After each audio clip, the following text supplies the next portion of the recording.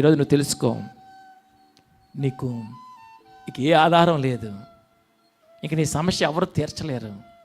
ఈరోజు కానీ నీ జీవితంలో ఎన్నడైనా కానీ నువ్వే పరిస్థితిలో ఉన్నా ఒక్క మాట జ్ఞాపకం చేసుకో, ఎవ్వరూ ఏమి చేయలేకపోయినా మన దేవుడు ఏదో ఒకటి చేయగలడు.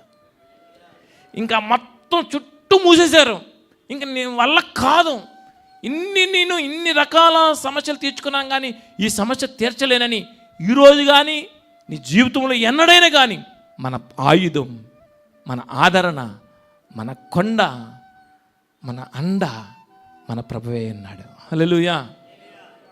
దావీదు ప్రార్థన చేశాడంట.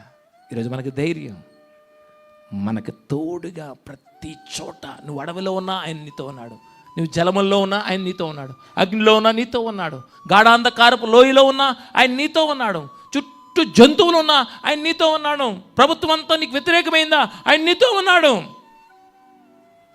నీ తల్లి నీ తండ్రి కూడా నీకు సాయం చేయట్లేదా, కానీ ప్రభువు నీకు సాయం చేస్తాడు. అంటే మరలా తప్పు చేయమని కాదు, నువ్వు ఎన్ని తప్పులు చేసినా ఆ రోజు ప్రభువా ఇకపై నేను ఆ తప్పు చేయను, నువ్వు నా తోడు అంటే ప్రపంచమంతా తల్లి తండ్రితో సహా నీకు వ్యతిరేకమైన మన ప్రభువు మనలను విడిచిపెట్టడు.